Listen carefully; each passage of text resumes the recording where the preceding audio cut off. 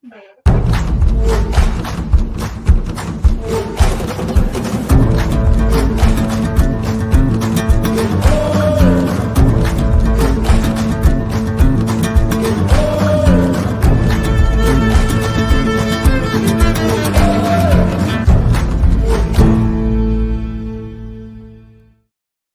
evening, everybody. Packed house inside the Pigskin. Lucky 7 is the number that we have, and we have an awful lot of topics to keep this crew busy. All right.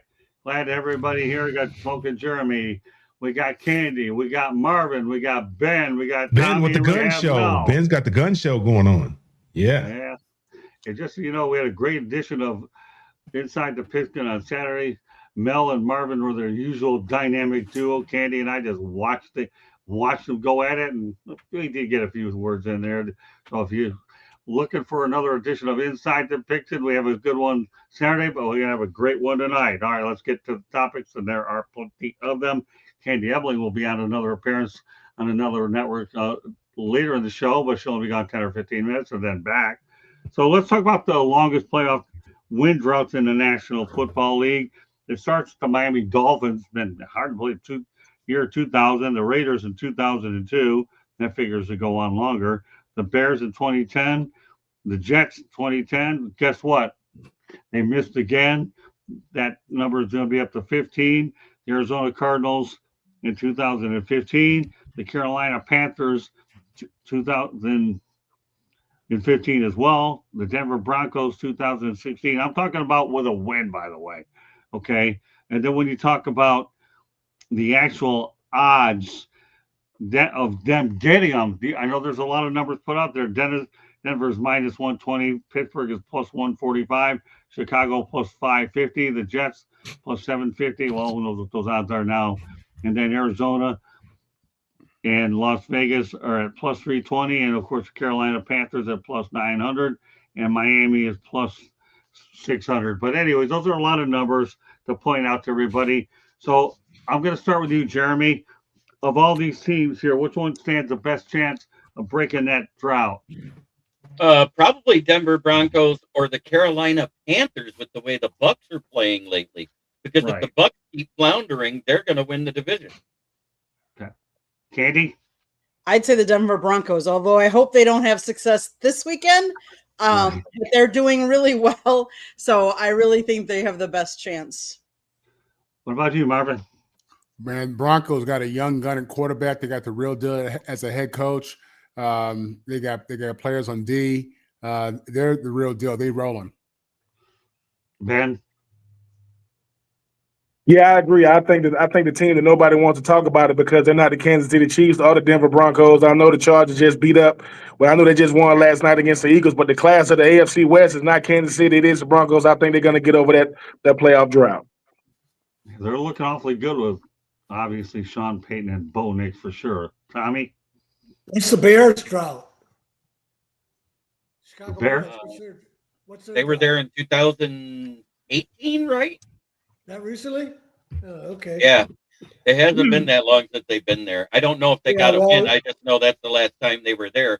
And 2018 also was the last year that the Falcons were in the playoffs.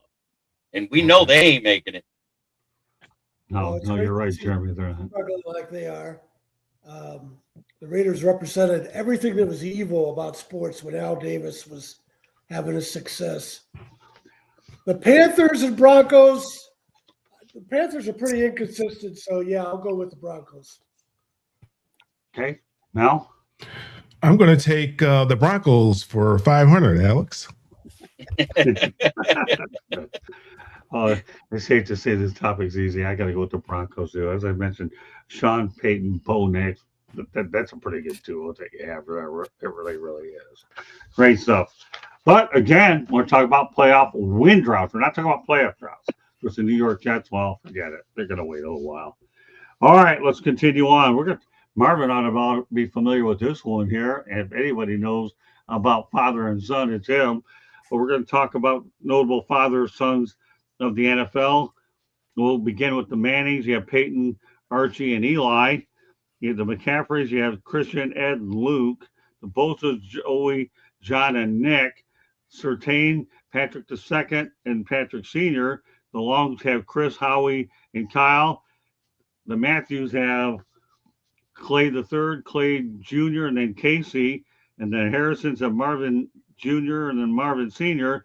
Samuels have Asante Jr. and then Asante. And then last but not least, you have the Jordans, Cam, and Steve. All right, Jeremy, which one of these father and son? Sorry, Marvin, we don't have Marvin Paul III and Marvin Paul Sr. on here. Oh, good, but man. they don't have them on there, but at least you can speak for yours, and then you can talk about one of the best ones. Go ahead, Jeremy. You did miss one, though. Antoine Winfield Sr. and Jr. as well. Okay. All right, But, we'll probably miss a bunch of them, but that's what I had here. But the best one has to be the Mannings. You know, if you go with success and what they've done, both, you know, the kids did way better than the father. I can say that. Well, sure. I mean, the kids have won Super Bowls. That validates Exactly. your point. Exactly. All right. Great mind think alike, Jeremy. Great stuff. Okay. Katie?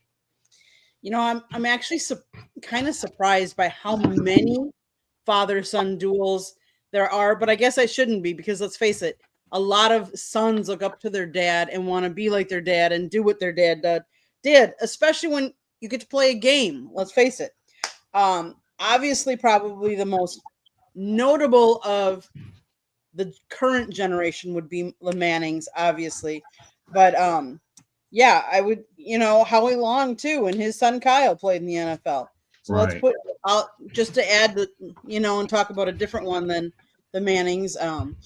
They made multiple Pro Bowls and stuff like that. And his other son, Chris Long, also played in the NFL. So he had, you know, two sons as well play. So if you can give me all that, but I'm asking you, of that group, which one stands out? I said Mannings did, but I was going to talk about a different one. But Mannings are the ones that stand out the most. Okay. Marvin? Yeah, Scott, I'm assuming the reason you didn't mention Male was because you didn't want to mention them Bruins. But anyway, listen, without question, man, you know, when I was a kid, my dad was the man. And, you know, I love football. And, you know, like a lot of kids who have the chance to grow up with their father, I looked up to him tremendously. And, you know, whatever dad did, I want to do without question, just because he did it at a high level and he was really respected. And, you know, I respected him so much. So it definitely meant a lot, you know, being on that active roster for the first time, being on that 53, being in the game. It meant a lot that my first game was in Giants Stadium where he played all his games, Saints versus Giants. Anyway, yeah, no doubt about it.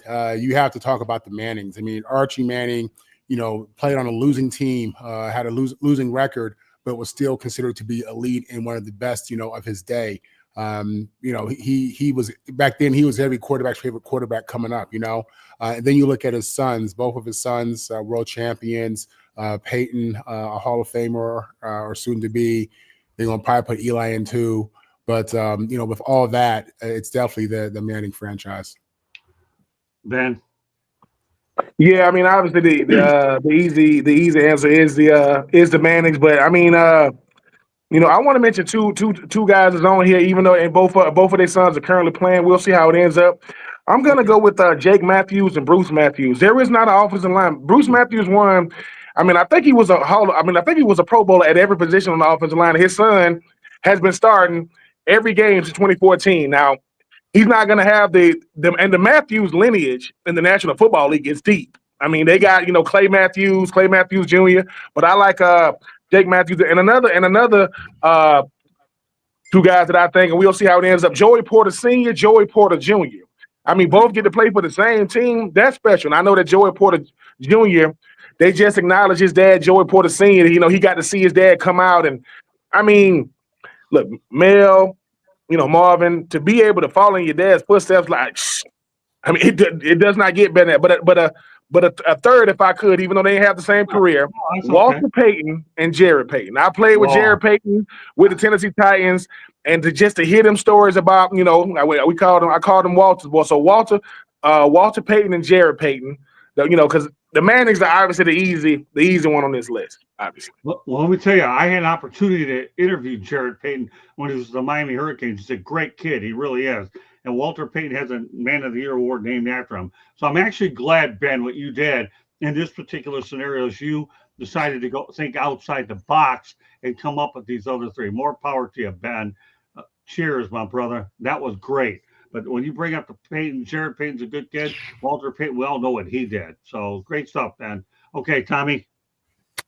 Well, I'll mention Mel Farr because he was one of my favorite players on the Lions growing up as a kid.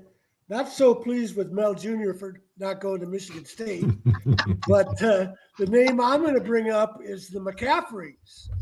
Ed McCaffrey played on those Broncos Super Bowl teams. Right. Then his son, Christian McCaffrey, of course, is a great player with the 49ers. I was familiar with the family because Max McCaffrey was a very good receiver at Duke. And the other end of that story is Christian McCaffrey's mom was Lisa Syme, a great soccer player. But on top of that, his grandfather was Dave Syme, who ran track and played baseball at Duke and was even the silver medalist in the 100 meters at the the Rome Olympics in 1960. And then Dave Syme later was a world famous ophthalmologist living in Miami. And when the great Jim Murray, the sports writer at the Los Angeles Times, suffered a detached retina at the Super Bowl, it was Dave Syme who did the emergency surgery. And then if you ever read the column by Murray, it was a hilarious and touching column about how he lost one of his best friends that had been with him his whole life. And then he mentioned his eye. I like the fact that you brought up the McCaffreys. Let's not kid yourself. They're probably the most underrated father-son tandem on this list, only because everybody's talking about the Mannings. I'll give you my 2 cents on them after Mel gives us his opinion right now. So, Tom, yeah, Max hadn't have played at Duke, they might not have come to mind, but I got to I know the mom and dad a little bit. So Tom, you're a historian. So who are the first set of brothers to play in the NFL? The first set of brothers were. Good question. Tell me. It's the Farrs. We're actually the first set of brothers to play in the NFL. My dad and his brother played, and me and my brother played. Sorry, Marvin. I didn't know that. Yeah, actually, yeah. Look it up. Now, is that since the merger, since 1970, or are we talking about pro football? That's since the beginning of time. Okay. Yeah, that's the beginning of time. I know when I got to fact check these people. Go ahead, fact check that. Fact check that, and get back to us next week. Now, as much as I hate to say it, because these are SC guys, but I have a lot of respect for the Matthews family. Clay Matthews, Bruce Matthews, their sons. The way that Clay came up as a walk-on at USC and the things that he was able to accomplish in the league. I have a lot of respect for them. Obviously, the Mannings, that's everybody's choice. Everybody knows how great of a football player Archie Manning was and what a beating he took when he was playing with the Saints, and the rules were a lot different. I mean, I saw somebody pick him up and throw him on his head after he threw a pass. I mean, the guy, he got brutalized in New Orleans, and then for his sons to be the great players that they became. The one thing about football, and I never wanted my son to play football. If he chose not to play, I told him, I said, look, if you want to play, great, I'll support you. If you don't, that's fine too. You want to hurt my feelings at all? Because really, I don't want you to play because it's a tough way to make a living. I don't want to have to worry about you while I'm sitting up there in the stands. I don't know how my mom went through that, because it's a difficult way to make a living. And what makes it so special for these guys to excel, the second generation to excel, is because a lot of their parents were very successful. And there's other ways, there's better ways and easier ways to make a living than playing professional football. And for them to want to go out there and play professional football and play at the level in which they played it at is impressive to me, because, it's different from a guy who came from nothing versus somebody who came from something. Right. Your will, what you're willing to put yourself through, and your will to punish your body that way, might be a little bit different, because you're like, you know what, I really don't have to do this, where the other guy, he came from a house, man, with an outhouse, no electricity and no running water. And he would do whatever it is that he has to do to make sure he never goes back to that. You had air conditioning when you grew up. You had multiple bathrooms. you came out pooping golden BBs. You don't have to play. It's not something that you have to do. Right. It's something that you choose to do. So when these guys go out there and I look at them all the time, I say, man, why would you want your kid to play football? Basketball, that's one thing. That could be a family business. But football or baseball, that could be a family business. But football, it's a tough way to make a living, right up there with boxing. All right, so you're going with the Mannings too, then? No, the Matthews. No, I'm going with the Matthews. Okay, so everybody, the Mannings. That's the easy one. I'm going with the Matthews. Even though you know what? Here's what I'm going to say about went to SC. Here's what I'm going to say about the Mannings. Okay, you're right. They're the easy choice of this group. Well, think about it. What the Mannings did was they pulled, or at least Archie did, a John Elway on the San Diego Chargers. Eli, all he did was wear a cap of the Chargers, and then in a matter of minutes, swapped it to go back to the Giants and got a New York cap. How did that work out? Pretty well, because Phillip Rivers, who we'll talk about later in the show, ends up having a good career with the Chargers, and obviously Eli Manning is responsible for a pair of Super Bowls with the Giants. So, yeah, I think that the reason I brought this up is I felt it was an opportunity for everybody on this panel to go out there and think, because it just shows you that we talk about baseball being the ultimate family sport, hockey, and even basketball, but football, when you look at the tradition of what it is, I mean, heck, Tommy, I'll take a page out of your book before we go on to our next topic. Even at Michigan State, how you have all the Bulls playing for Michigan State, all 9 million of them, and the Grammaticals playing wherever. But I don't want to get off too much topic. We have a lot. I'm going with the Mannings. If for no other reason, that Archie got killed, Eli got a Super Bowl, and Peyton that's great. But playing quarterback versus being in the trenches is two different things. Well, I agree. But the way one of them orchestrated his way out to San Diego. I mean, San Diego's a beautiful area, but evidently they don't think much of the Chargers. But you're right. The trenches, I'm not downplaying the significance of the trenches, because you're right. And if I'm going to do that, I'm also just put the Bozes into the category, because they're a good story as well. And the Longs. So there are a lot of great father and sons on this list. That's why I wanted to find out where everybody stood on this. And every one of y'all did a really good job, because I'm glad that the opinions were all over the map. And that's what I was targeting when I inserted this topic into it. All right, something a little bit more simpler, since I've gone out there and hit you guys with and gal with some tougher ones here. We're going to talk about Vance Joseph has actually held Patrick Mahomes to 14.7 points per game since actually becoming the coordinator for the Broncos in 2023. But the bigger picture of this whole thing is this. Do you feel that Vance Joseph is ready to become a head coach again? We'll start off with you, Jeremy. Vance Joseph was a head coach at one time. Right. So he'll get a second opportunity. It'll be a second opportunity. And does he deserve one? Absolutely. Will it be any good is another story, because we've seen this before. Right. People that are great coordinators don't always make great head coaches. And it seems like the offensive coordinators have the easier road to becoming a great coach over the defensive ones. I don't know why, and I'm not saying one's smarter than the other, but if you look at the successes, offensive coordinators have made better head coaches than defensive coordinators. Okay, Candy? I think he can. I think it completely depends on the situation, the players you've been dealt, the situation that you walk into. Like some of these coaches, these head coaches, like let's take, for instance, these first-year coaches this year. The Jets, dumpster fire. You walked into the worst team you could possibly walk into.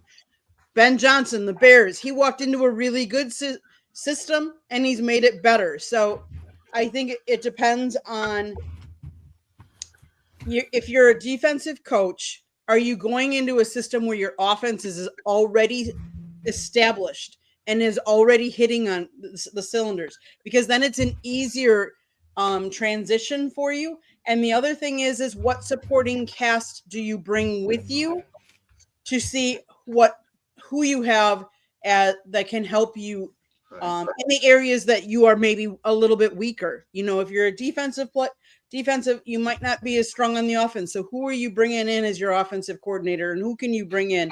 I think that matters as well. So yes, I think he can be right situation. It would work. Yeah, you're right, Candy. You talk about Aaron Glenn and the New York Jets. That's a bad situation. Of course, Glenn didn't help matters any with his rotten attitude toward Aaron Rodgers. Only he settled for Justin Fields. That's his fault there. I put that one on him. But Aaron Glenn, the New York Jets, Justin Fields, that's awful. All right, Marvin. Yeah, I think Vance got a raw deal in his first stint as a head coach. I think he was with the Cardinals, I believe, and he was there for 1 year. And the reality is, the reason he got the job is because the organization was bad. So you give him 1 year, and that's it. I mean, what about developing a young quarterback? Obviously they have a guy, but what about building around that guy and really trying to see what they can do long term? These NFL jobs, I mean, it's a process unless you have the right guy. I think what we're seeing in Denver, in going from Russell to Bo and how they were able to, you saw a different team, that speaks to great coaching. You know what I'm saying? But even Sean Payton has experience. The position as a head coach requires experience, and sometimes some of that experience is some failure. You know what I'm saying? Or horrible situations like he had in his first stint. So I think he only builds from all these experiences. I think all these experiences ultimately helped to make him an even better head coach this time around than last time, even though he got holes the first time. So, he deserves another chance, and I'm sure he'll do well if he's with the right organization. Because again, I don't think all these quarterbacks are bums. I think these organizations are trash, and they don't do enough to develop, the quarterback, and then from there also invest in that head coach and allow them to be successful. So, give him another shot. He deserves it. Ben? Yeah, I agree. I think the thing about Van Joseph is it's gonna be two things: the front office and who his quarterback is gonna be. I mean, you look at all these coaches that's having success; they all got one thing in common: they got a good quarterback that they can work with. It doesn't matter what you have around those guys. It doesn't matter what you got a receiver or DB. If the quarterback isn't good, the team is not going to be good. So when it comes to Van Joseph, even though he's a defensive-minded guy, he's going to learn from the first time around and say, look, I got to have a quarterback. It doesn't matter if I'm a defensive-minded guy. I got to have a quarterback that I can trust, and he can go out there and get it done. I mean, it's slim pickings, though.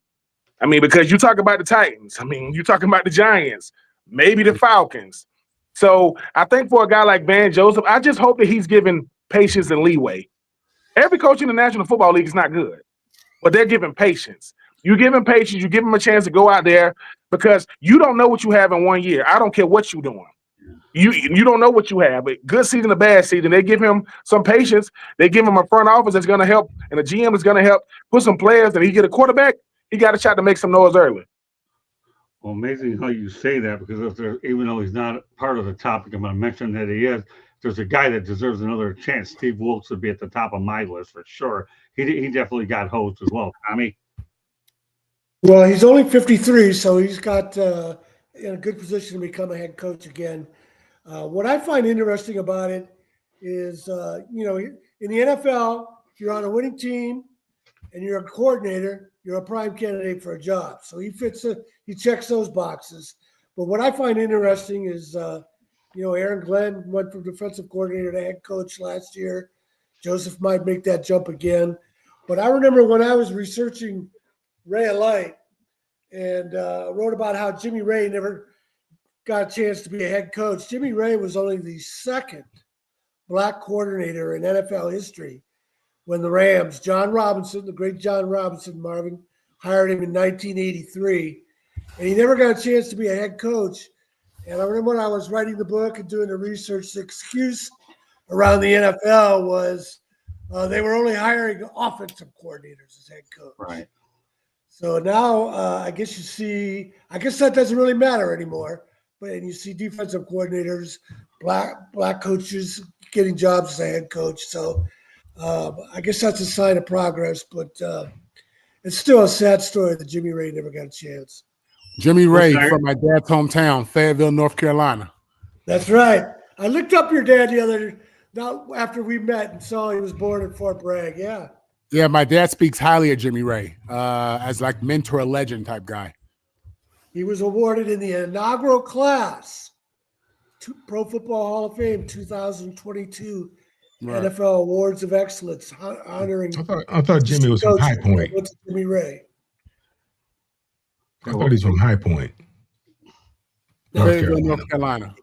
E. Smith in Fayetteville, same high school. E. Smith Golden Bulls. Get it right, Tommy. Both Bulls, yeah. I know Jimmy from his time in Detroit, and we went to school with his daughter, both of his daughters. We were at Brother Rice. They were over at Marion, so we know that family very well. He lives down in Houston now. By the way, we appreciate all the comments in the chat room from everybody that participated. Thank you very much. If you haven't subscribed to our South Florida Tribune YouTube channel, please do so. We encourage all the people that can talk intelligently about this sport. And we also have two Inside the Pigskin, as well as other great programming like Fire Up. It covers football, and we're all over the map. So for all you that are joining us for the first time, please hit that red subscribe button. We'd love to have you as a subscriber. All right, Mel, you have the last word on Van. Yeah, let me go back. I know Jimmy from when he's in Detroit. We know his son now, Jimmy Ray Jr. And he was a good front office man. He was in the front office, and he had, he got passed over for the coach general manager position. I don't know what Jimmy Ray Jr. is doing now, but I'm sorry, I was getting him confused with Melvin Phillips. But yeah, you're right. He got passed over first by the Chargers. Right, he got passed over first by the Chargers with the Cleveland Browns. Right. And so, yeah, Jimmy Ray, he was just ahead of his time. There hadn't been one yet at the time when Jimmy Ray came around. There hadn't been one, a black head coach at that particular time. I'm sorry, I digress. What was the question again? I forgot. That's okay. Vance Sosa. Vance. Yeah, he deserves to have another opportunity without question. I mean, they recycle them other coaches, so why shouldn't they give him a shot? I mean, he can't be any worse than Josh McDaniel. And he's gotten two shots at it, 2 bites at the apple. So yeah, he should get a shot. I'm never going to sit here and say that an individual of color shouldn't get another opportunity. And I don't think he got a fair shake with the first time around. I really don't believe it. You got to give these guys some time. You got to have some patience. I don't know what his quarterback situation was at that time, but I don't think they've had a quarterback since Peyton Manning left out of there. So, if you don't have a quarterback, like Ben said, you're going to struggle. If you do have one, you're going to have a chance. And I disagree with what you're saying, what Jeremy said about offensive coaches versus defensive coaches. You got to have a quarterback. You got to have a quarterback. If you don't have a quarterback, it doesn't really matter who you have, who's coaching. I mean, Newt Rockney can come back, Vince Lombardi can come back, whoever can come back. If you don't have somebody at that position that can play it competently, it's going to be very difficult for you to succeed in the league. Okay. All right, let's turn our attention to college football. We talked a lot about Diego Pavia last week, but we're going to talk about him again. We actually argued with Bama fans and got into an altercation with a Bama fan as he was walking up the field. Bama fans were letting him know it. Candy will tell us what the score of that thing, but this guy's actually a Heisman Trophy finalist, so we'll take all that stuff into consideration about him arguing with Bama fans because he's a fire guy. But anyways, Jeremy, what are your thoughts about Diego Pavia? And what are your thoughts? Do you think he has a chance to win the Heisman Trophy? I don't think he has the chance. Everybody that's on the list has a chance, but I still don't think he's winning it. I think it's Mendoza. Is that his name at Indiana? I think he's the one that's going to end up winning it. But this is just more proof about how much hatred there is between the fan bases of these two teams, between Vanderbilt and Alabama. If he wouldn't have ran his mouth and talked a little crap before the game, the Bama fan probably wouldn't have yelled at him to begin with after. And, when you have that type of hatred for each other, it's going to happen. You're going to see it happen more because people can't seem to handle anybody's opinion anymore. Great point, Jeremy. Candy? Yeah, I agree that, there's so much emotion that's built into these rivalries that sometimes you just say things that you really shouldn't say. Do I fault him? I mean, you're caught up in the emotions of the game and playing and all that. It's a big rivalry for them. Obviously, it's a big game to be playing in. But should he have done it? No. But hey, it just means that he cares. And that's the other thing that we have to remember. But don't lose respect when you're doing that. That's the biggest thing. The biggest takeaway is I think we've lost a lot of respect. You can have emotion, you can have feelings, but you don't lose respect. Yeah, I'll say this for Marvin. I think the Bama fans baited him a little bit after Vanderbilt won last year. So there was obviously a lot of intensity leading into the game, and he has to make sure he keeps his emotions in check. That's for sure. But as far as his chance of winning Heisman Trophy on Saturday, no. All right, Marvin. Yeah, so I heard about this. I didn't hear what he said, or I don't really have tremendous context. But big picture, what I'll say is this: it's a young kid being emotional. That's right. It. Bottom line is, it's a young kid being emotional. Being specific to him being the quarterback at Vanderbilt, if he has any desire to play in the National Football League and make money in this game outside of NIL, he's going to learn. He needs to learn emotional intelligence. Have a better understanding of leadership, and just understand that this is what it is, man. You're a target. You're a fish in the fishbowl. People look at you, they gawk at you, they say what they want to you. It's not right, but you can't respond to every fool out there because you got a lot of them. You know what I'm saying? So that's part of his process. This is a good thing for him because he'll learn from this. He'll absolutely. This is a tremendous learning moment for him, and other coaches would use it as an example as well. He has no shot to win the Heisman Trophy. That thing's going to Fernando Mendoza. Okay, Ben. Yeah, I agree. I mean, I think what Diego did, he enjoyed his moment in college. I mean, when's the last time we talked about Vanderbilt football like this? I mean, the last time we talked to him about that, I mean, James Franklin was the head coach, so he's just living in the moment. And if you've ever had to deal with Alabama fans, he is saying what a lot of people want to say. Alabama fans are rough to deal with. And let me say something that was said.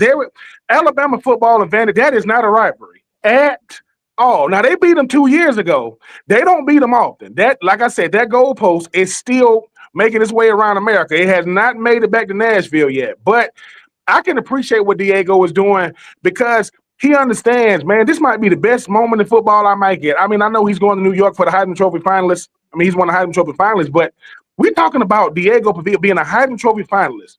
Jay Cutler wasn't a Heisman Trophy finalist when he was at Vanderbilt. So I think what he did for Vanderbilt football is incredible. I mean, when people talk about the team that didn't get in, I mean, Vanderbilt went 10-2. They won 10 games, they didn't get in. This might be the best team they ever have, and you left them out. So I can appreciate what Diego meant, not just to Vanderbilt, but college football, SEC football. He's enjoying his moment, but he's going to get a marketing team. He's going to get a PR team, and they're going to let him know, hey, man, the people with the most get to say the least. That's why short people can talk about tall people, right? That's how it goes. That's how it goes, and it's not fair, but as my grandfather would say, fair is a place where they judge pigs. You are a student athlete and you get to go to New York. You'll be all right, young man. You put Vanderbilt on the map, and I guarantee you that they were the best. They were the best college football team in the state of Tennessee. They were better than the Vols, and that's saying something because the Vols run the state. So shout out to Diego. He's not going to win the Heisman, but sometimes being a finalist is enough, man. Because to be considered one of the best players in college football, that's a very, very unique place to be. Great stuff, man. Okay, Tommy. If it was anybody but Alabama fans that he got in a spat with, I'd be more critical of him. But does this guy know where he came from? He played junior college football in New Mexico. He played at New Mexico State. And then if it wasn't for Clark Lee bringing Jerry Kill with him to Vanderbilt, he doesn't make it to Vanderbilt and fall into the perfect situation for himself and have this great career. And so he's going to pop off like some entitled athlete who was born on third base. Who does he think he is? Tommy Castellanos? I don't like the story at all. And as far as the Heisman, I've been mostly leaning toward Fernando Mendoza, but boy, Jeremiah Love from Notre Dame, maybe he's the guy that should win it. Okay. Mel?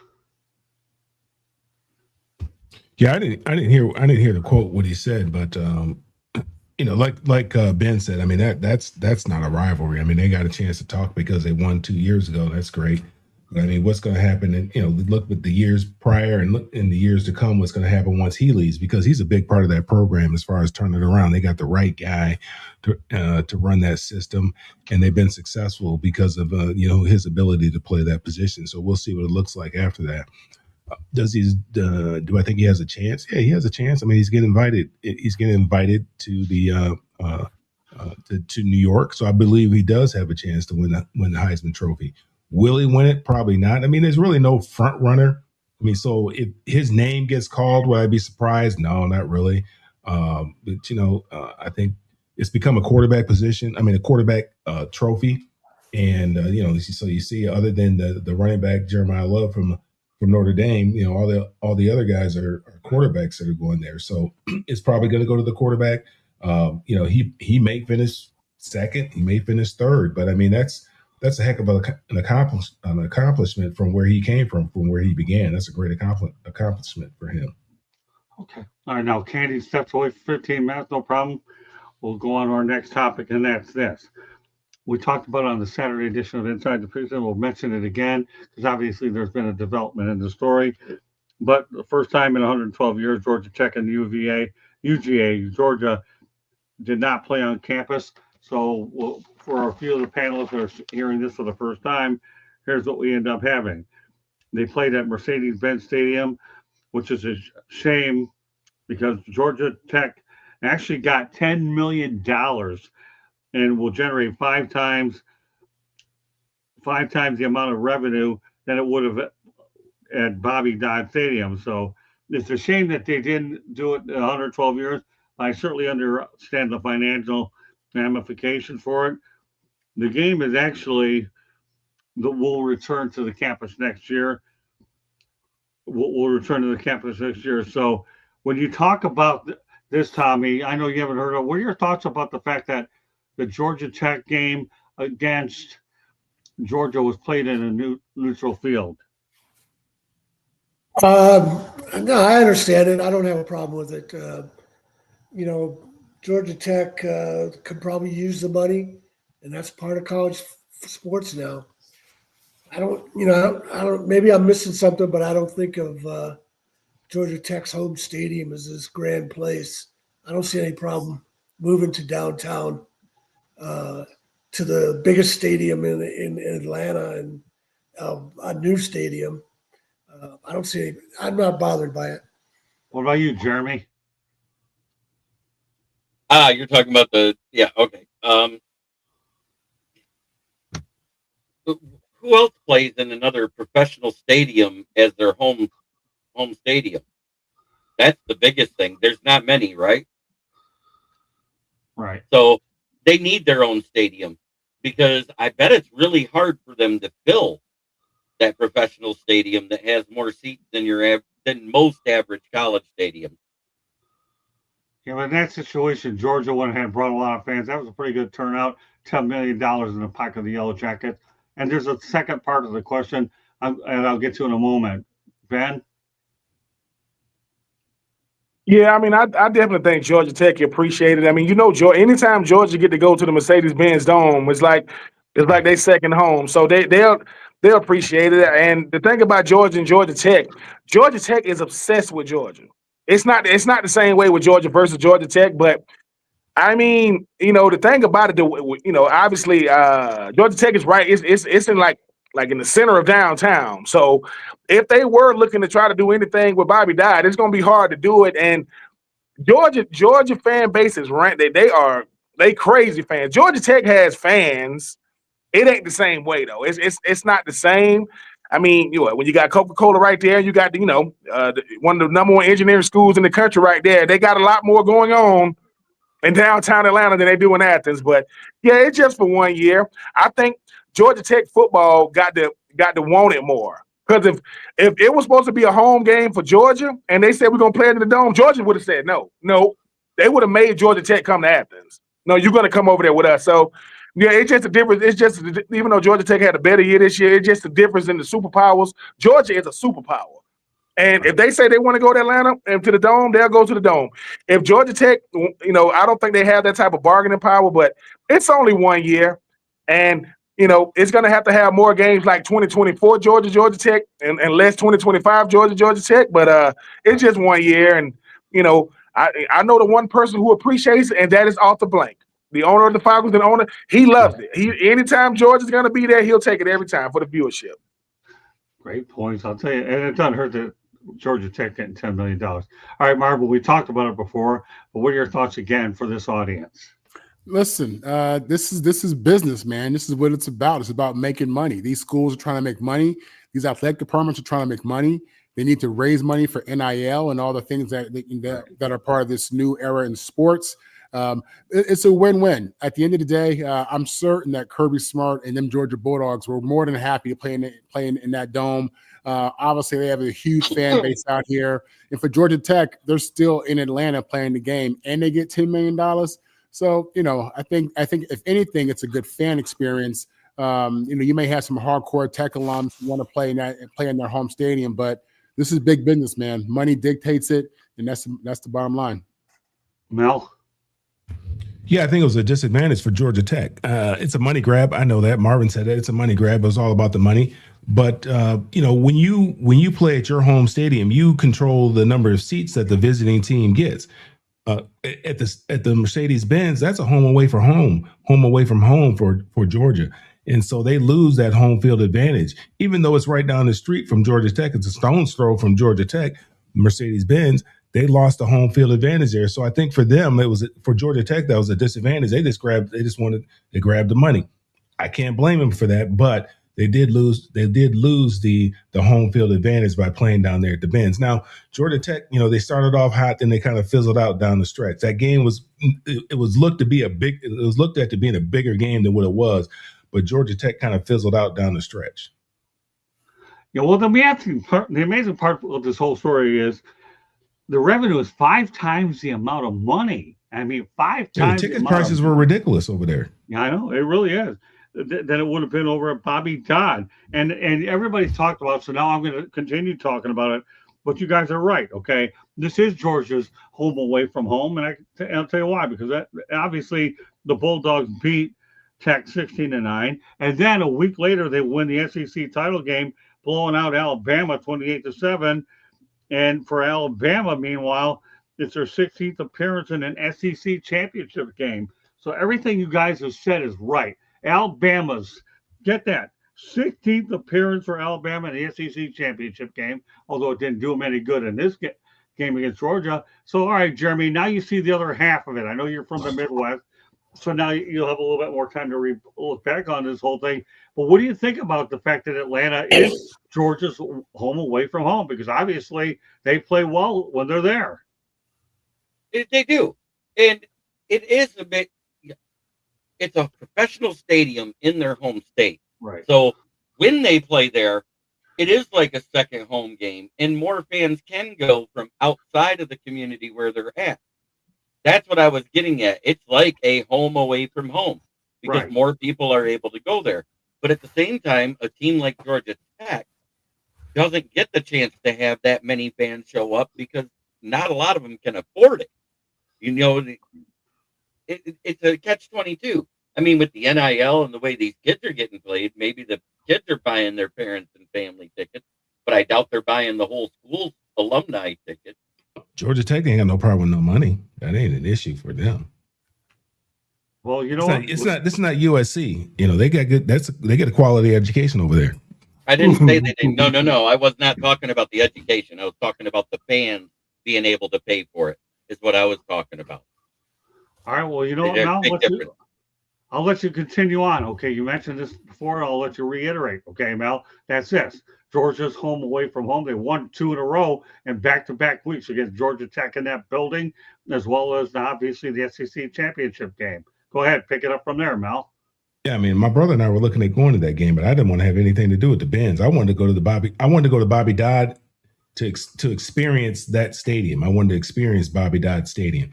So I had nothing. I didn't want to have anything to do with going down there. But yeah, they lose their advantage of that home field advantage. Well, you control the number of tickets that the visiting team gets. You control where they sit. They're going to be up there in the corner somewhere in the nosebleeds, however that stadium is situated. They had no control over the seats. I think it was probably 50-50 is how they allotted the seats there. And Georgia it was probably more like 60-40, maybe 65-35.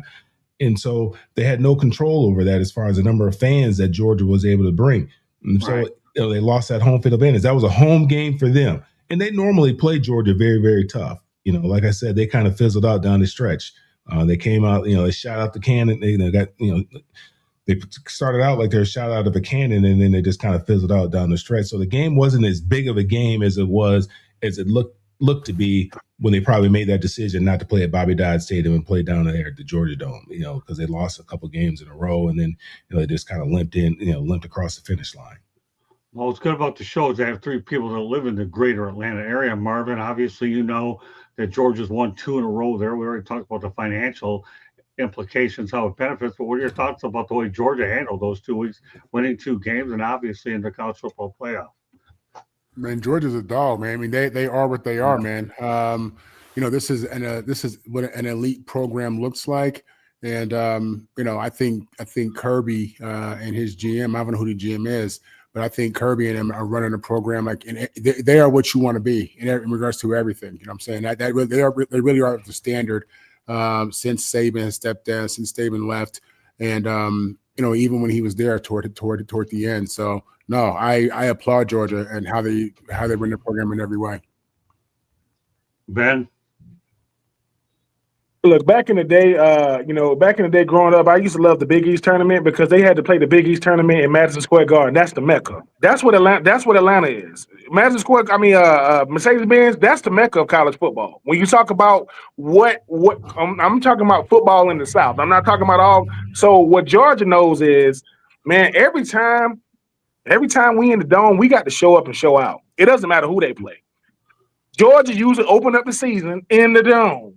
That's by design, not Georgia Tech, the team in Athens. So, yeah, Georgia knew that once Georgia Tech agreed to that, they were like, oh, we got them. Because what does Georgia Tech know about selling out Bobby Dodd, let alone getting more tickets at Mercedes-Benz? So I think when you think about Mercedes-Benz Dome and what it does for college football, I mean, it's worth, if you get a chance to play in there. I mean, it's the experience, and Georgia and Kirby Smart, they have a monopoly on that freaking dome. And I've sat down before with the Chick-fil-A Peach Bowl people. They always talking about Georgia. They don't care who Georgia's playing. They just want Georgia to be there. It could be Georgia versus whomever. So at least for a team, think about that. You telling me a team like Georgia Tech that don't need no money got $10 million to get on a bus and go across the street? They gave them that much money? So, yeah, it's look, Arthur Blank is one of the most brilliant owners in the National Football League, because he knows who can I get to come to the dome.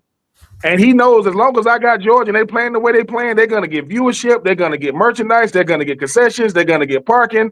Everything is going to be check. So no matter what, if Georgia's in the dome, that's good for business. No matter who they playing, Georgia Tech got to have the Georgia experience.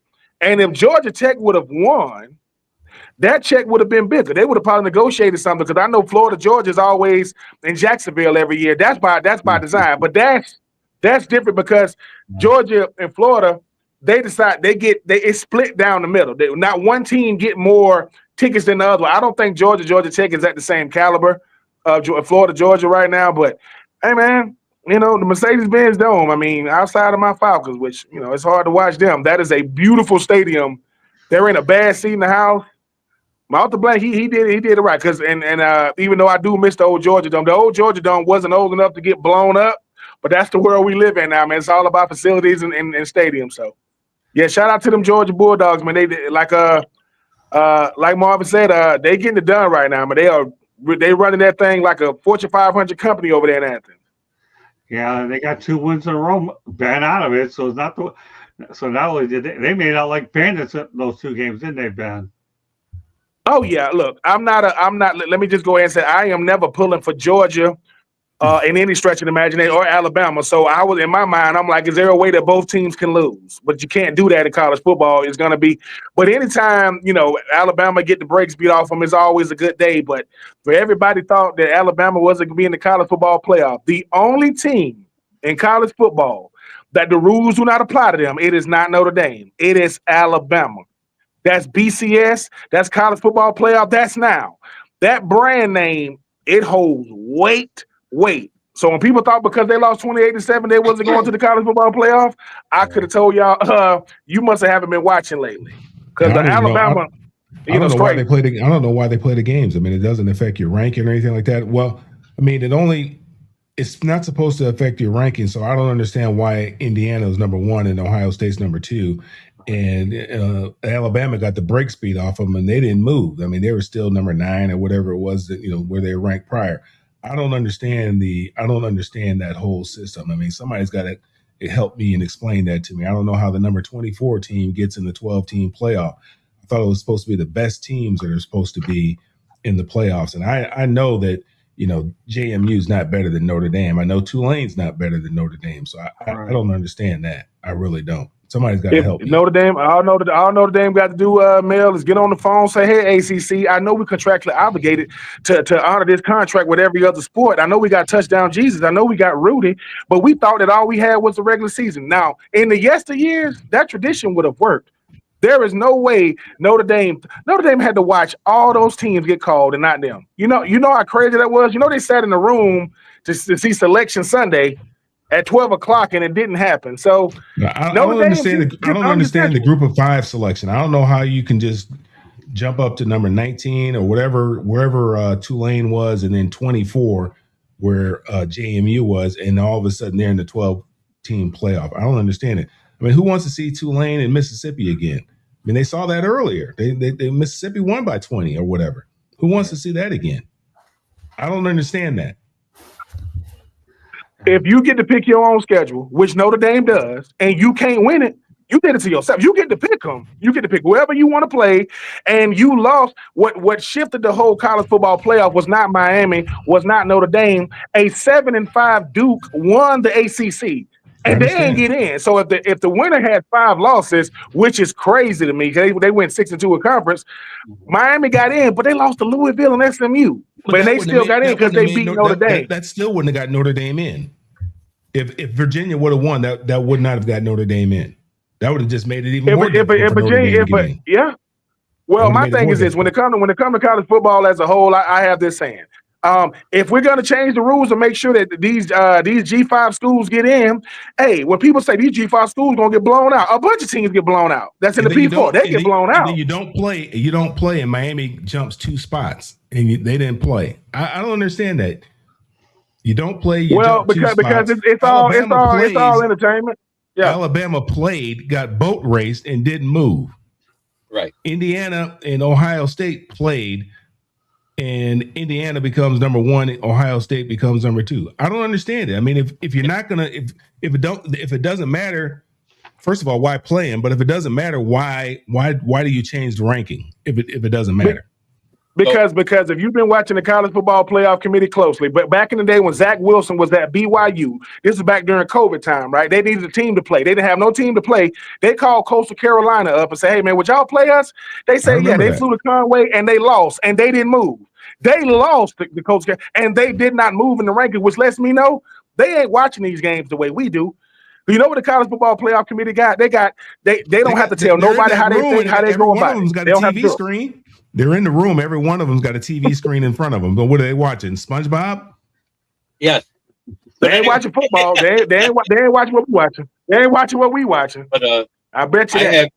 I have my own conspiracy theory, and the last 2 years that Alabama wasn't in the playoffs, who did they have to play?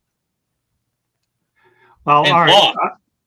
Right. Okay. Let's maintain the track here. Alabama's not better than Notre Dame. I know. I'm not saying they are. We'll get to that. We'll get to that in a little bit. Tommy, you have the last word on this whole thing about the 2-game winning streak. Glad to have Candy back. Go ahead, Tommy. Well, I think Georgia just kind of grew into that because the SEC game has always been in Georgia, in Atlanta, probably since Roy Kramer, who just passed away the other day, former Central Michigan head coach and Vanderbilt AD, SEC commissioner. It started in Atlanta, and so it's always been there. The other side of that history, though, is if you go back to the early 60s, the big city in the South was Birmingham. Right. The football capital of the world was Legion Field in Birmingham. But Birmingham is where they had so many racists, and they had Bull Connor as a police commissioner turning dogs and fire hoses on kids. Birmingham got a terrible reputation, and the Birmingham had the bigger airport back then too, but their city council didn't keep up with the times. Atlanta's airport expanded. Atlanta billed themselves as a city too busy to hate. And so everything's in Atlanta now. It could be in Birmingham, or they just had smarter people and they didn't have racists like Bull Connor and George Wallace and a football coach like Bear Bryant, whose campus was desegregated in 1963, and he waited till 1970 to sign a black player, even though he had the law of the land on his side. So let me put it to you this way, and I know, Candy, one of the things we'll probably get out of this comment, since we both went out there and experienced it. Number one, okay, I went to the George Dome and loved the place. And obviously I agree with Ben. They tore that thing down too quick. I really, really enjoyed it. I interviewed Jerry Glanville. I was there for the first game when actually the Falcons took on the New York Jets, and Jerry Glanville was the coach. Now, Candy and I had an opportunity to see the Mercedes Dome for the first time when the Jacksonville Jaguars are there. And I'm going to tell you right now, that is a beautiful facility. It really is. I guess the only thing I'm a little annoyed about is this, and I know I may be getting off point a little bit. I mean, but how Mercedes-Benz Stadium can host a soccer team and Metro Detroit has a Ford Field, and they're not getting the opportunity to have an MLS team, goes beyond my wildest imagination, rather than having to commit to building a soccer stadium in downtown Detroit. That's my only objection there. But keeping it on track. And Candy took pictures. You were on the field, Candy, taking pictures, right? And I was up in the press box. That place is an absolute jewel. And thanks to the Jacksonville Jaguars, I was a part of the visiting media then. And I'll tell you, I'd look forward to the opportunity to go back in that facility. And I'll tell you, it was just a privilege to be able to cover them as a member of the Jacksonville Jaguars media. And now, obviously, Marvin and I, and potentially Jeremy, but at least Marvin and I are definitely working with the Jags again, right, Marvin? So Absolutely. You never know what's going to happen there. So with that said, we'll do one small topic and rapid fire, and then we'll have Candy do a station break, and that's this. A very simple topic to talk about. And we'll talk about Mark Cuban, the minority owner now of the Dallas Mavericks, who offered a piece of advice, his number one piece of advice for all young professionals: view the job as an education, get paid to learn. Okay, Jeremy, obviously I brought you from another network. What do you think of Mark Cuban's advice? He's absolutely right. We need to get back to these kids going to trade schools, getting paid to learn, and learning a actual skill that they can take into the workplace. Because I'll tell you what, the college education system and how far people have to go in debt if they don't have a scholarship or government help is redonkulous. Candy? Yeah, we need to get back to excelling at the job that you take, like excelling at that. Do that job and do it well. Do it to the best of your ability, and then move up and move on. Marvin? Yeah, I think it's really a lesson in humility almost. I think what he's saying to these kids is, listen, you want to move up and you want to move on in the world.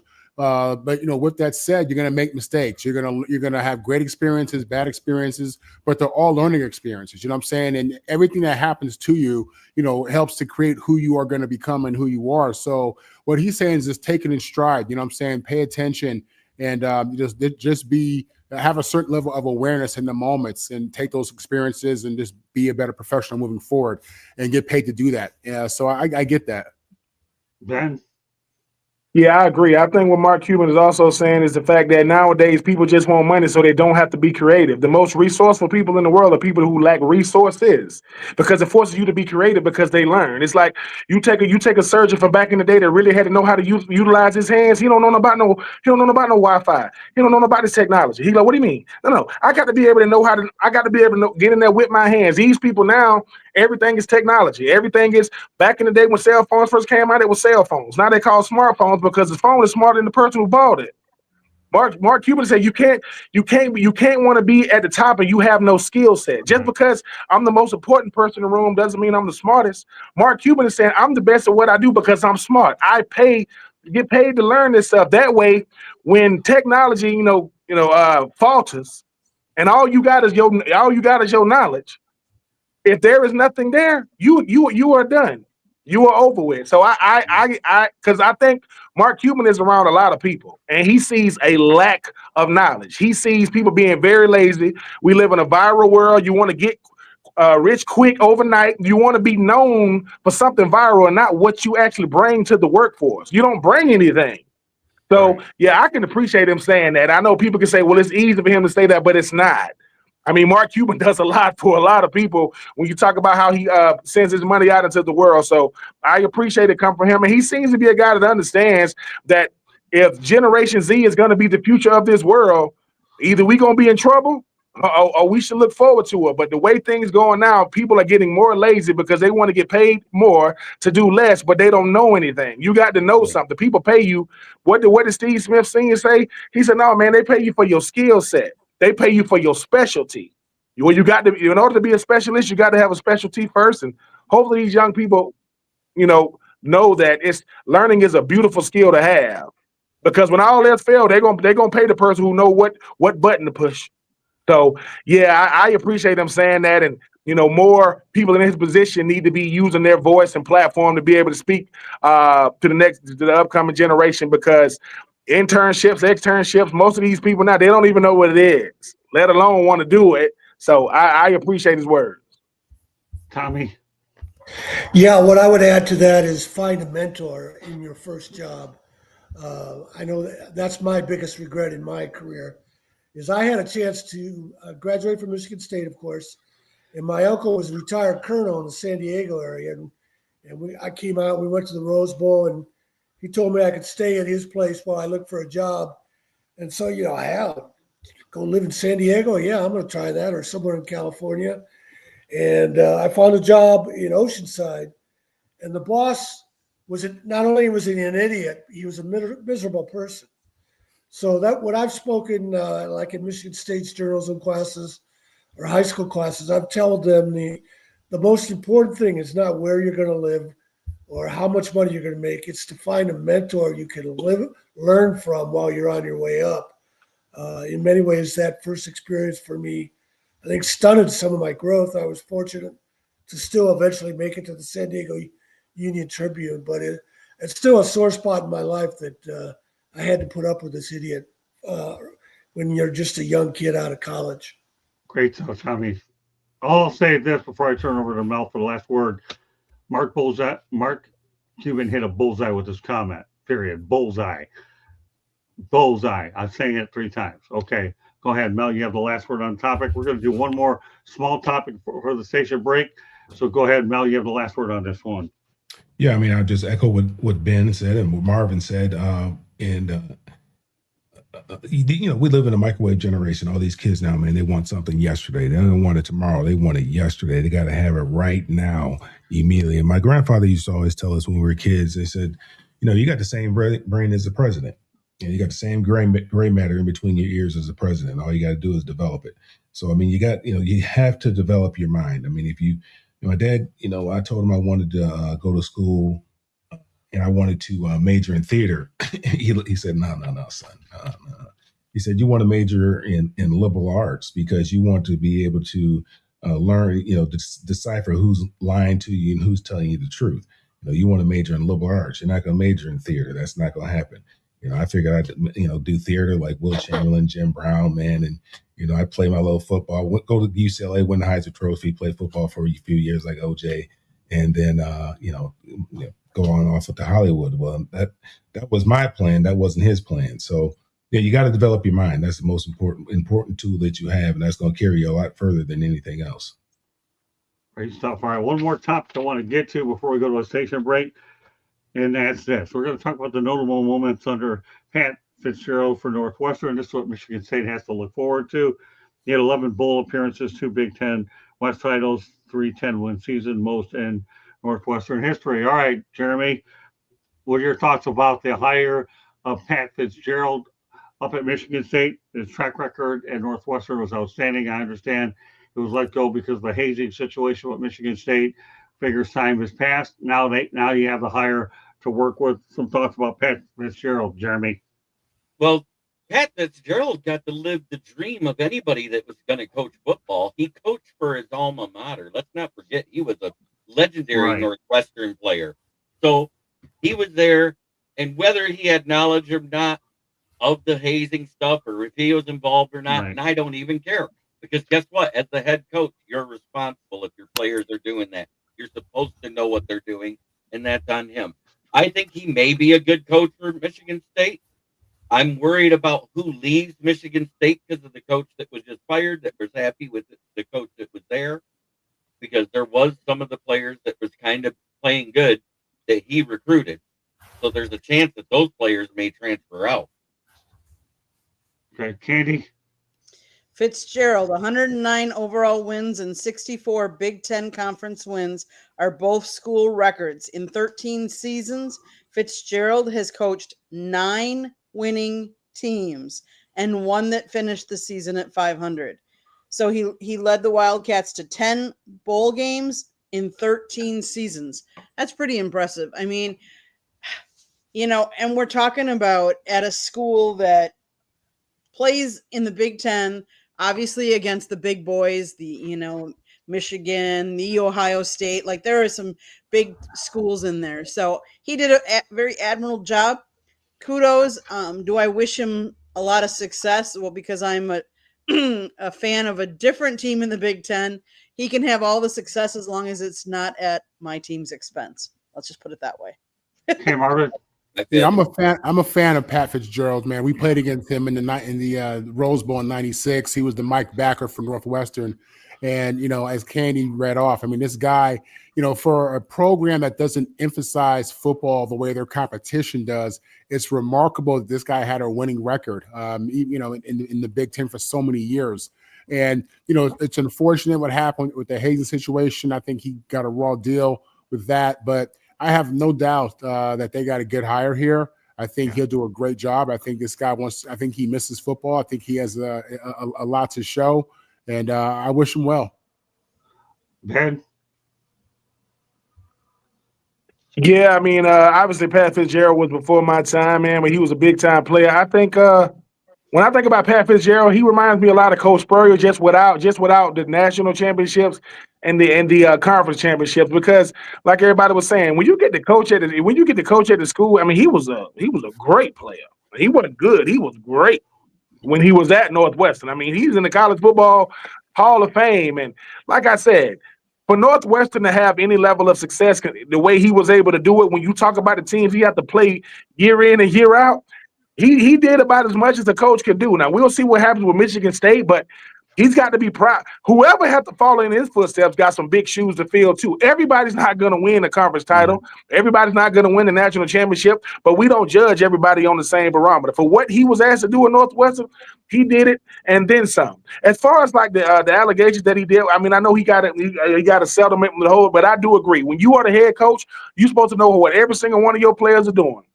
I don't know. It's not good enough. That's not going to work. So, but I am wishing him well going to Michigan State. And like I said, to be able to coach your alma mater and to have success, that's the thing. Certain players going to get a chance to do it. Are you successful at doing it? He was very successful at doing it. And a big reason why UCLA got a new head coach now is because they lost to Northwestern. That's a big reason why they got a new one now, which I think they got. Wait a minute, I think UCLA.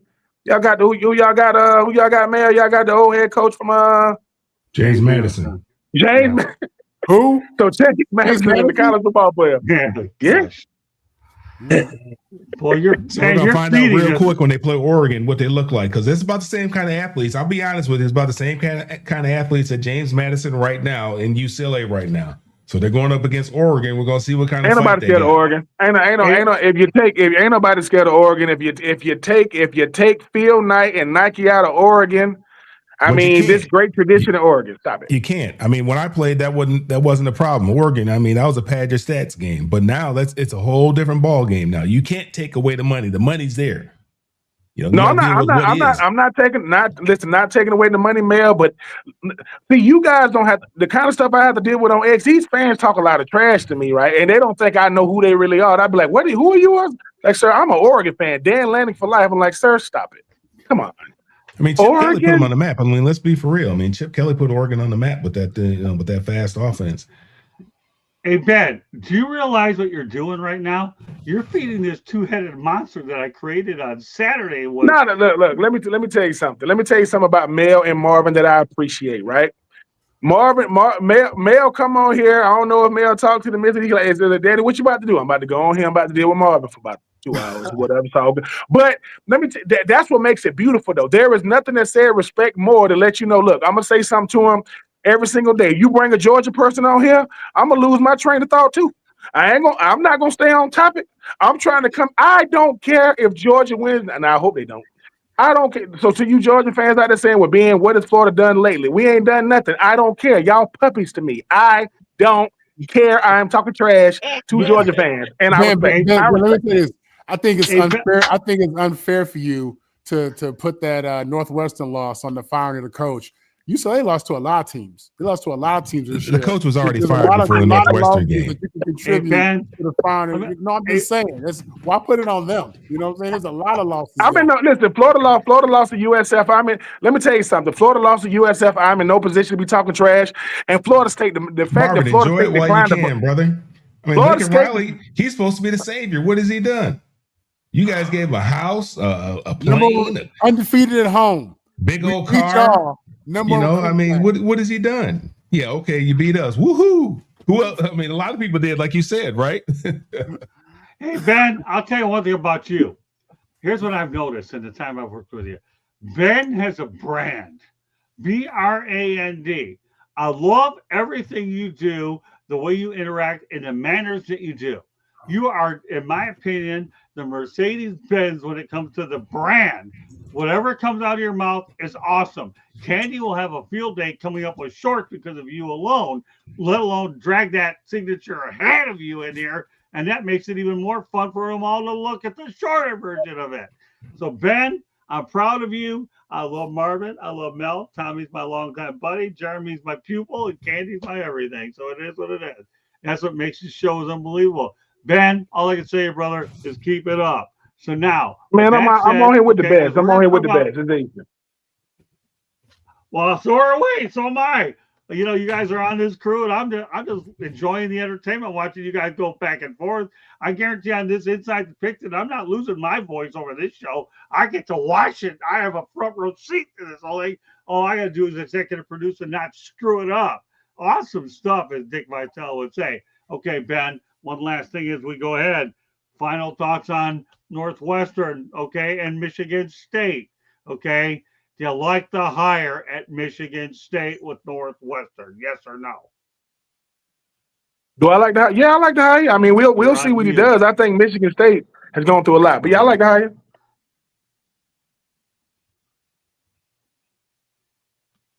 What's that? Did you hear me? He said he likes it. He said he likes it. Yeah, I like it. Can you hear it? Yeah, we can hear Ben. I heard him. Yeah, I can hear you. Yeah. You can't hear us? Uh-oh. There he goes. Uh-oh. Loading. Into the Twilight Zone. I'll jump in here and continue the discussion. You know, Pat Fitzgerald won 2 Big Ten West titles at Northwestern.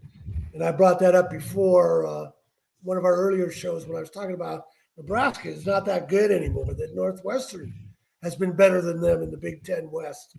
And both years, Northwestern played Ohio State, so they lost. But I know at least one of those years they were ahead at one point in the game. Pat Fitzgerald has hit the ground running at Michigan State. He spent a lot of time, those 3 seasons he missed, spent a lot of time studying about the changing landscape of college football. They had a press conference on Tuesday afternoon, a week ago today, when he was introduced. And that night, the Spartans beat Iowa at the Breslin Center, and he got the crowd so worked up when he got that microphone that Tom Izzo joked later after the game that he had the crowd so worked up his players couldn't hear him in the huddle. And then the next night, or Friday night, he was at the Michigan State hockey game, and because hockey's a big-time sport, and Michigan State's ranked number 1. He had on a Michigan State hockey sweater. He's down with the students, pounding on the glass like a scene out of Seinfeld. And so he's hit the ground running. He kept all of their recruits. There were 18 guys that were committed. 16 of them signed because he was able to talk to them. And so that's pretty amazing for a new coach. The two that haven't signed yet are said they're going to wait to February. They didn't. It's not like they signed with somebody else.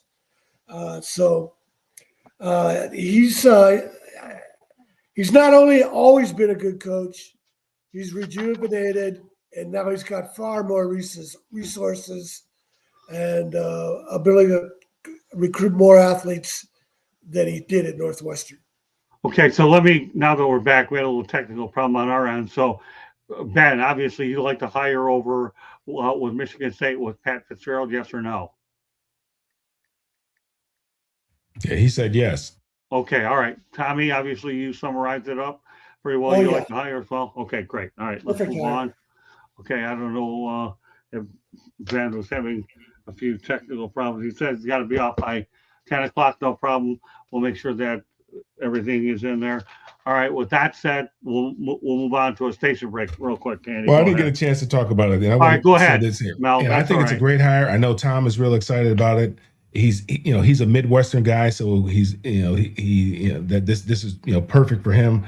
I thought about him from UCLA. That's one of the names I thought about for UCLA, but that would have been difficult for him. He's a Midwestern guy. He coming out there would have been a little bit different. But I think what's interesting, you talk about the hazing thing. I mean, I think America's got to get over themselves. I mean, are we more concerned about college football? I mean, college football coaches are held to a higher standard than the highest job in the land. I mean, Art Briles can't get a job, and he's an outstanding coach.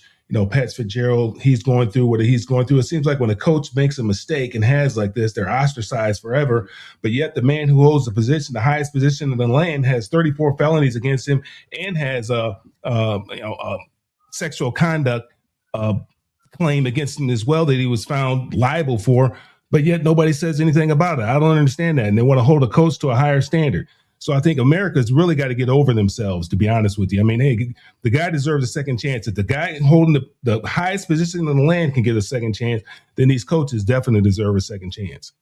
Okay, you know what? I only have Ben until 10, so I'm going to ask him this question real quick. Okay, Ben, since it's a Florida question. Steve Spurrier takes a shot at FSU. They've got some issues up there. They've got a coach they can't get rid of because they don't have the money to let him go. So that's where they're at. Fortunately, we had enough money to pay off our guy. What are your thoughts about this, Ben? I love it. I love it because Coach Spurrier is still showing why he was a media darling when he plays, and he's showing you why he still can't stand Florida State. And he's not lying. He's not. It would be one thing. It's a joke, but it's also true. If they could afford $54 million, right, Mike Norvell is gone. Right. Because once again, I know Florida won 4 games this year. You know how many games Florida State has won? In 2023, they went undefeated. They won the ACC, and they was the 5th team out. They played Georgia and got boat race. Since then, in 2024 and 2025, since going undefeated, they have won 7 games. They won 2 in 2024. They won 5 in 2025. So, Coach Spurrier, yes, he don't like Florida State. He respects them, but he don't like them. And with all these coaches getting fired, you tell me a coach that can go undefeated 2 years ago and win 7 games since and keep his job. Right. 54. I don't know how you negotiate it. When people say, "Man, what you want your son to grow up to be?" I don't want to be a football player. I want him to be a college football coach where they pay you to leave. They pay you to leave. Sometimes they pay you handsomely. So, hey, what do the troops want to be? Our next generation of troops, we want to be college football coaches, head college football coaches. Because don't judge me on the national championship winners. I want to be a Pat Fitzgerald. Judge me on my success at the school I'm at. Ain't but one team gonna win the natty. But yeah, Coach Spurrier, he was just speaking facts. So to all the Florida State fans out there that say, Ben, what has Florida done lately? They kept you out. Well, we kept y'all from winning 6 games. The audacity of Florida State to turn down a bowl game. Y'all are in no position to say no. And you said no. You are not Notre Dame. Right. No. Just saying. All right. Well, you know what, Ben? I have to get out of here about 2 minutes. So while you have that 2-minute window, let everybody know how they can get a hold of you. We look forward to seeing you next Tuesday night on Inside the Pigskin. Great work today, Ben. Go ahead.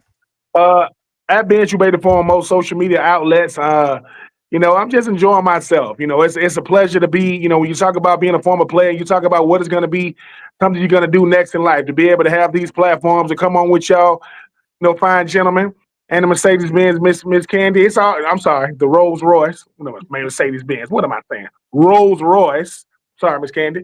And it's humbling because, I'm doing the best I can with what I know how to do. I wear these big hats because I can't afford Cam Newton's hats. Well, I'm not paying for it. I'm not paying $2,500 for no hat. If you see me with a Cam Newton hat, either I stole it from him or it fell off the truck. I'm not paying $2,500 for no hat. That's not happening in the Troop household. So, but I'm gonna keep enjoying it. Mel and Marvin, y'all are the greatest, man. Never stop being y'all. I could come on here and just listen to you. I like Marvin's gonna come on and say, how's everybody doing? Is that a Bruin? And then Mel, like, we starting early? Because I'm ready.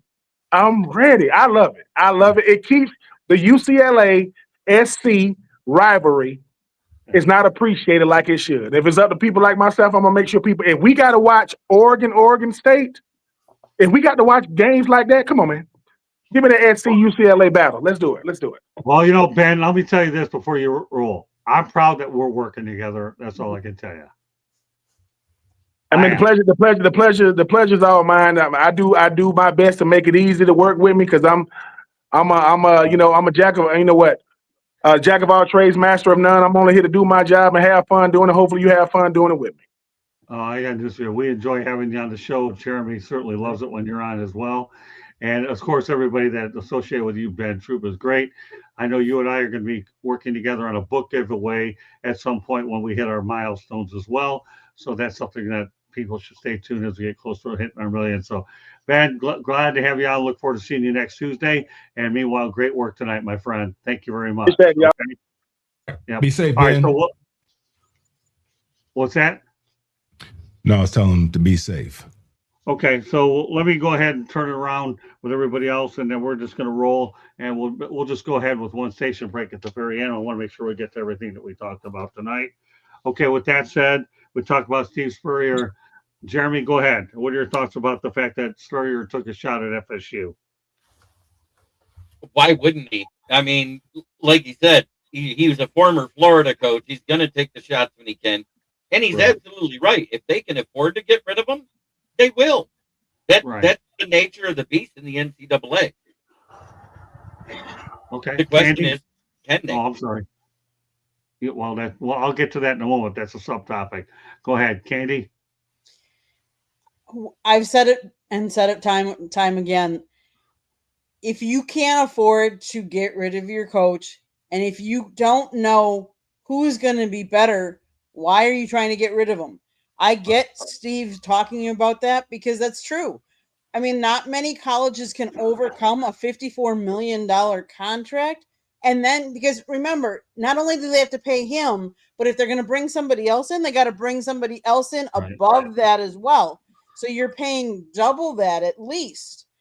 And then, I'm sorry, but all these schools that have declined bowl games, it's just sad. And I know part of it is timing. I know part of it is there's a lot of different factors. And I think the NC2A needs to rethink their calendar very seriously because a lot of them are going to, are declining them. And that's sad. That's sad because I think it's a platform that these kids can use to get seen and noticed by other talent and people that don't normally necessarily get to see him play. Okay, well, I'll say this before I turn over to Mel, and I'm going to agree with Ben. Florida State at 5-7 should not have declined that bowl opportunity. They're not in a position to decline anything. And I'm going to get to Florida State and continue this theme in a moment. Mel, some thoughts about what Spurrier said to the Florida State Seminoles. So if Florida State could have found 2 or 3 people to write the check, they probably would have done it. I think it's good that they were not able to afford it to give this guy. I think the turnover in college football, there's just too much turnover in college football. What happened to, coaches, being mentors leaders, helping develop young men.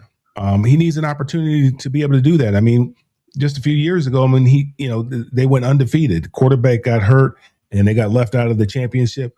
And then, things have just gone kind of awry since then. I think that it's good that they didn't have that opportunity. Let's see what happens in 2026, see if things change. But I know, it's easy to fire somebody with somebody else's money. It's easy, to spend somebody else's money. Because that's all these guys are doing. They're spending somebody else's money. It's easy to do that. He couldn't find anybody to pony up the money. I don't know. I guess there's some big alumni in some of these organizations and some of these schools that feel good about saying, "Yeah, I wrote the check to fire so and so." What's that? That's the easiest thing to do is hire and fire. That's the easiest thing to do. My dad always said, "Man, you want to hire, train, and retain." So they need to, train this guy up, retain him, and try to see what he can become. Give him an opportunity to succeed. Give him everything that he needs. Give him all the tools that he needs to be able to succeed, and let's see what happens. Marvin. Yeah, listen. At the end of the day, the Florida State head coach, he had a good run at Memphis, and then at Florida State, they went undefeated with when their quarterback got hurt, and obviously they missed the playoffs. But I think it's really a situation where this guy peaked, and the last 2 years where you've had NIL and transfer portal, and you've had top 25 classes, you've won 7 games in 2 years. Right. That's a horrible investment for Florida State. They have a really bad deal with this guy. Mel is right. They absolutely would cut that check if they could and move on, because you don't have in the day and age where you can transform your roster. You see Indiana, what they did in 1 year, and then they came back the second year. You know what I'm saying? Now that's an anomaly, I think, but still you've seen it. Okay. So, to win 7 games in 2 years is really unacceptable. And believe me, nobody in that administrative building wanted to keep that head coach. Tommy? Well, first I want to say Alabama losing to Florida State is the reason Alabama shouldn't have got into the playoffs. Right. Because that's a terrible loss. And if it was anybody other but Alabama was up in that situation, they wouldn't have gotten in. But the thing that stands out for me, Steve Spurrier is always a funny guy. This shows you how money has escalated out of control in college football, because it was in the late 90s when Florida State started to get in trouble for giving players money and clothes and stuff. And Spurrier called Florida State Free Shoes University, FSU. So we were talking about shoes back then. Right. Now we're talking about multi-million-dollar buyouts for a coach. Yeah. So overall, it's a pretty sad. Steve Spurrier, good once again, is coming up with a good line, but it's a pretty sad commentary on college football overall. All right, so let's continue the Mike Norvell story. Obviously, we know that in the last 2 years it has been a disappointing couple seasons. When I started tracking this story, this is when I started tracking this story until we bring it to a head tonight. He was actually 5-14 in the last 9 games, with 7-21 without Jordan Travis, and the estimated college.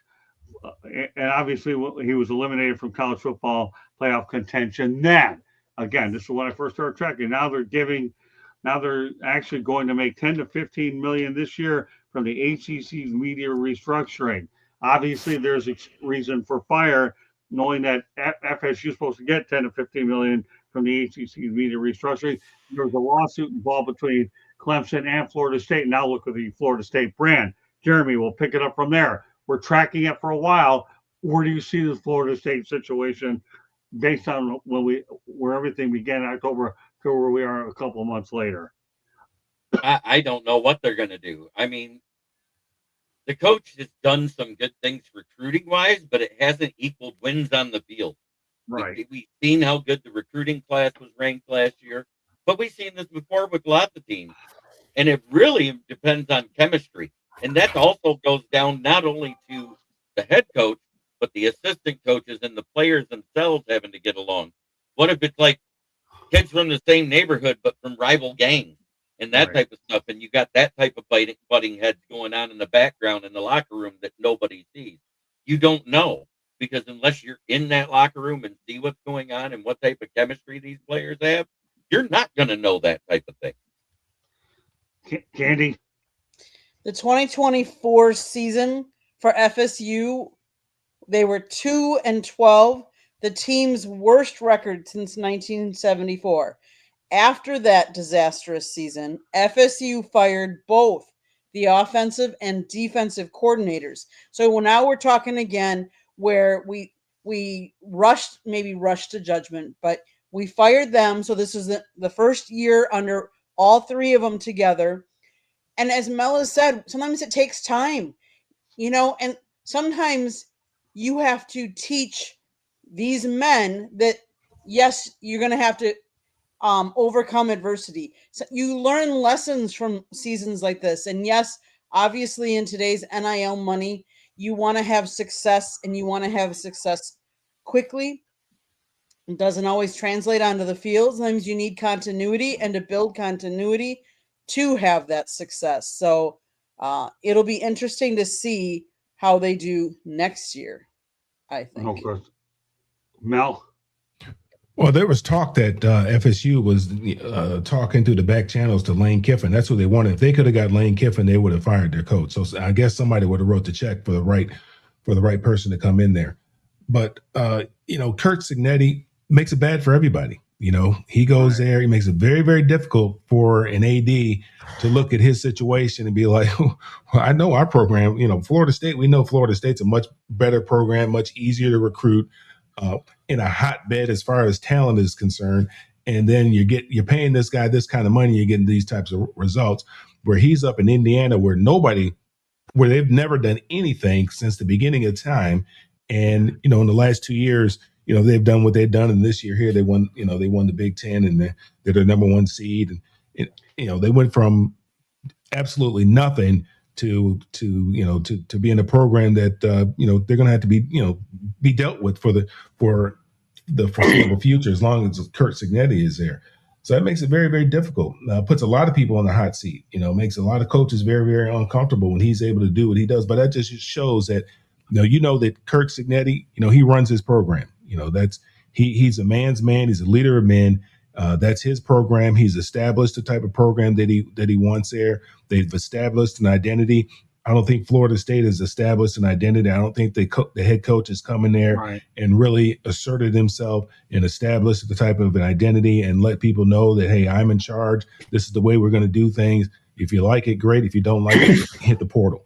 So, I think, Norvell's going to have to take a long look in the mirror, and he's going to have to come back and reinvent himself.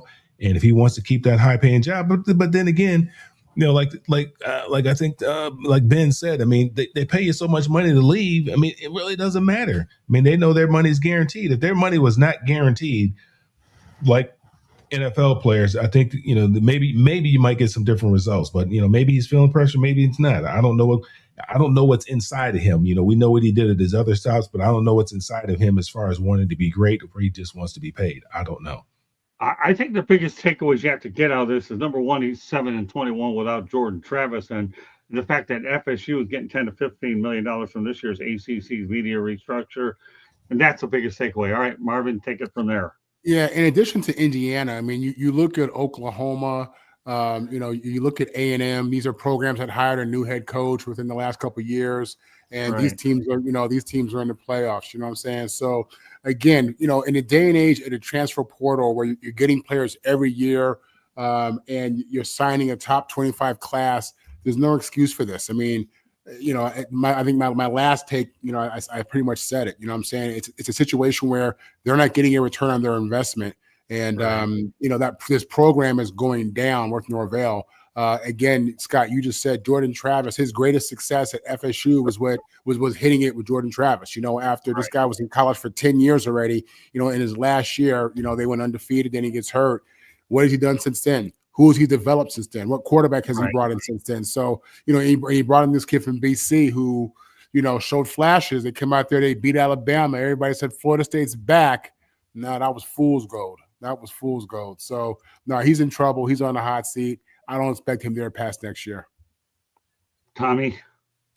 Yeah, it's a difficult story to figure out. The guy won at Memphis. That's how he got the job at Florida State. He had the big year at Florida State that would have turned out differently if his quarterback didn't get hurt.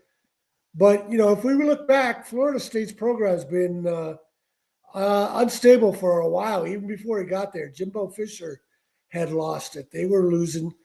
They weren't winning like they used to. Jimbo Fisher's fighting with fans, yelling at fans on the way off the field. So I don't know. Florida State's time may have come and gone. Okay, we're going to go rapid fire on this next topic, and I mean rapid fire. Phil Phillips, who actually led, we're talking high school football for a moment. That's why I put it on here because it's such a big story. Who led Oneonta to the class 2021 Class 4A state championship game, has been dismissed as the team's head football coach. There 8 years, he ended up winning 63 wins, 6 playoff trips, and he goes, quote unquote, he was surprised it didn't make any sense to him. Nothing bad has happened. Got caught coaching the heck out of people. Thought that's what they paid him to do. All right. Well, you know what? This is a high school story. I don't normally bring them on. Well, this is a coaching thing where he got fired being paid what he's doing. That's coaching guys hard. Jeremy, some thoughts? And he's also been accused of you're talking about the high school coach in Wisconsin, right? No, I'm talking about the one in Oneonta, New York. Okay, because there was another big. No, one. Not related. Okay. So this guy is 63, wins 6 playoff trips, and obviously led Oneonta to the Class 2021 Class 4A state championship game. Then he was let go, and he was caught off guard because he was coaching these guys. Obviously, he's coaching the heck out of the guys. Jeremy, that's pretty much it. No, different thing. So if it's a hard coaching thing, it depends on what type of hard coaching you're talking about. Right. Is he going against the state laws that were passed after the death of Corey Stringer in 2017 with the two-a-days and the bulls in the ring and the stuff like that? If he's doing that type of coaching, which is technically illegal, he may be facing charges as well. Well, the main words here is this, and I know it's a very gray area, coaching the heck out of guys, okay? Or people. That's all. I'm cussing them out, Scott. That's all. He just cussing them out. You know what I mean? That's all right. Yeah, Save me, Marvin. Save me. Go ahead. Take over. Listen, this generation is different, man. This generation is different. It is. You can't talk to these kids a certain way because their parents is raising them different. They're raising them soft. This is the timeout generation. They don't do ass whooping, so they don't do butt whoopings. They don't, So to have a coach, not even a parent, not even a blood family, but have a coach, curse at the kid, that's inappropriate to a lot of people. You know what I'm saying? Look, I'm a by any means necessary type of dude. I think that the coach is an extension of the teacher. I think between the parent and the teacher and the coach, you want to have some type of village mentality. And the coach may have a different role in that kid's life. You know what I'm saying? And you got a lot of single moms who are thankful for these coaches who coach these boys hard. You know what I'm saying? Because they don't have that kind of presence. So I think there are a lot of ways to motivate kids. But at the end of the day, you talking about varsity kids, I really don't have a problem with him using a couple of 4-letter words. I don't have a problem with that to get these kids going. Yeah, I like Eddie Prather's comment. Kids are softer than Sherman. I don't know. Paper. Yeah, I like that, Eddie. That was good. All right, Tommy. Well, I don't know much about the story. Did the community come to his support? Yes, they were there Monday night at a school board meeting. So yes. Yeah, so he's a beloved coach. Yep. But I don't know. It's hard to comment because you don't know what it is. But in general, kids are very disrespectful of kids at schools. Right. And then the teachers have a tough time dealing with them and teaching the other kids. And then the parents come in and complain to the principal about the teacher being hard on their kid. So I don't know what to make of it, but I know kids are tough. Kids in schools are tough. A lot of brats in school that are not respectful. Mel? Well, I can tell you, my dad sent us to a Catholic school because of the discipline. He wanted that hard teaching, not only teaching but coaching. I mean, the nuns, they could get a hold of you. The brothers, the fathers, they could get a hold of you. We had a kid on our team whose dad was a former pitcher for the Detroit Tigers, and made him get on all fours, and literally, and I kid you not, literally had him get on all fours, bear crawling, while kicking him in his rear end. And I swear, and that's what we dealt with. Cuss me out. Absolutely. No, they put hands on us. So I don't know what they're doing over there. I think like Marvin said, I mean, a lot of these kids, man, I tell my kids all the time, man, they're soft as doctor's cotton. They couldn't deal with the stuff that we dealt with. But they're also emotional. There was no such thing as mental health when I was growing up. I mean, you just had to just deal with it. Put on your big boy pants and just deal with it. There was no such thing as mental health or anything like that back then growing up. And I dealt with a lot of stuff growing up in the neighborhood, in the area in which I grew up in. So I don't have a problem with hard coaching. I mean, I think a lot of these kids need that. They like discipline because they're not getting it at home. And then when they get it somewhere else, they go back home, cry to their parents, and then their parents have a problem with it. And then that's how these things, start. I when we grew up, you could get a whooping at your neighbor's house. It didn't matter. Wherever you showed up, that's where they're going to deal with you. If it was in the middle of the mall, now you try to, you just try to yell at your kid at the mall, man. They're calling the police on you. There's some Karen there, and they're going to be calling the police. My mom carried a belt in her purse. So if we were cutting up, running through the clothes and all that kind of stuff, she was going to get us right there in the mall. So I don't know. I don't know what to say about that one. Well, the only thing I'll say about it, and a few more topics we're trying to get to, is this: it is generational. The kids just can't handle what coaches are offering today. I'm on the side of the coach in this particular situation. All right, a couple more rapid fire topics I want to get to, and I mean rapid fire as we're approaching 15 minutes left in the show. Chip Kelly says he's used load management for Ashton Jeanty to preserve his body for the rest of the season. Of course, we know he's no longer there. He was fired by the Raiders, but you get $6 million to leave. The Raiders fired senior offensive assistant Bob Bicknell, Kelly's right-hand man, following the 24-10 loss of the Browns. And of course, now Chip Kelly made Jeanty change his stance. All right, rapid fire, Jeremy. What are your thoughts about Chip Kelly and overall what he did to the running back? Oh, it was awful what he did to him. It's crazy because I just can't believe he did something like this after the way he failed with Philadelphia and everything else, and now he's doing this at college. Running off LaShawn McCoy and Deshaun Jackson while he was there. So now he's running off another kid. This kid will probably transfer out. Yeah, no, I'm talking about Ashton Jeanty over with the Raiders. Okay, Chip Kelly, the offensive coordinator, no longer the offensive coordinator. Jeremy, he's been fired a couple of weeks. I understand that, but he hasn't been good in the NFL. He was barely good in college since he left college. No, I agree. You're 100% right. That's why he's out the door, but he's got $6 million in his pocket. Great stuff. Load management, Ashton Jeanty. You're on the verge of ruining a good running back, and they have to get that situation fixed. Candy? Ashton Jeanty has 8 total touchdowns, but he averaged 3.6 yards per carry. The Raiders have not been a good team, so should they have done load management? I mean, did he have load management in college? I mean, it's not like this is his first year playing football at all. I mean, load management, I can't. Are we talking about the National Drama League? Are we talking NBA? Yeah, right. I mean, come on. No, you don't do load management. Not to this extent. Let him play. Well, Mel, your running back was Jeanty had the right way. And I don't think that Chip Kelly's going to see another job in the NFL. I think this was a bad move. Mel, take it from there. Yeah. Chip hasn't been very successful in the NFL. His stuff worked in college, but that stuff has not translated over into the NFL. With Ashton Jeanty, I mean, you leave this guy alone. With the load management, I mean, you should be trying to feed him the pill as much as possible. I mean, Bum Phillips didn't worry about load management with Earl Campbell.